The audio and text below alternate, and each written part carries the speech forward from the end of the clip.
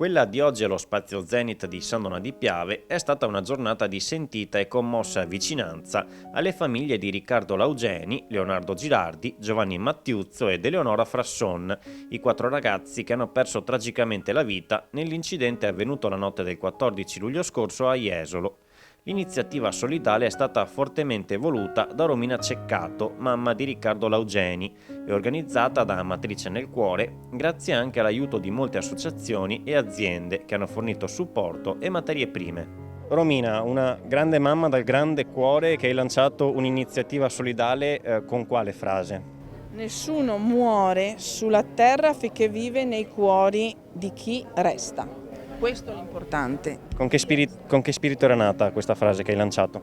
Ho visto e sto vivendo direttamente la sofferenza di noi genitori di quando perdiamo una persona cara, specialmente un figlio o anche qualche altra persona, sempre in un incidente magari non causato o provocato da altre persone.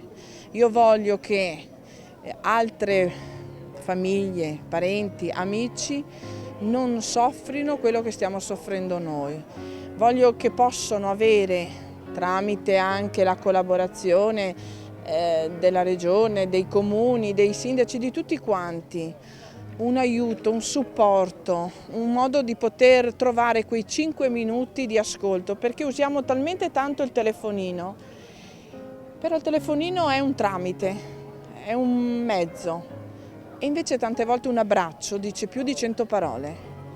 Oggi una comunità che si stringe attorno alle famiglie, attorno a questi 4 angeli, ovviamente l'emozione è tanta perché stiamo rivivendo ancora quei drammi di quei giorni dove Musile, non solo Musile, si è stretta attorno a queste famiglie, ma oggi dobbiamo anche dare un sussulto e una risposta, quindi le istituzioni possono fare, se non altro possono mettere in circuito, in moto, quelle iniziative che arrivano proprio da questi genitori che chiedono di essere supportati, di non essere dimenticati e di poter soprattutto, come posso dire, essere aiutati nella continuità e nella quotidianità.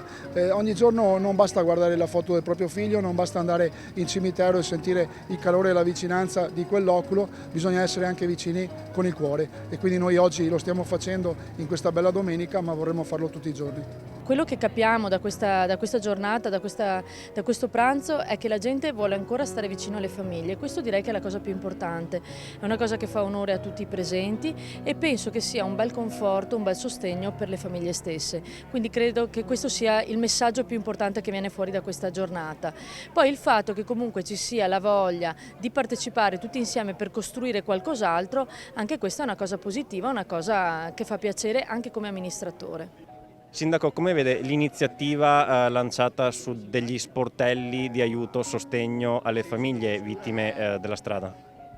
Beh, credo che risponda a un bisogno per una situazione in cui persone, congiunti, famiglie, amici si trovano in una situazione di particolare difficoltà, sia dal punto di vista psicologico oppure anche economico, e quindi avere un riferimento al quale rivolgersi per capire in questo momento di grande disorientamento, che è appunto quello del lutto, di come potersi muovere in queste situazioni appunto dove si fa fatica ad essere consapevoli e coscienti, eccetera, credo sia un aspetto importante.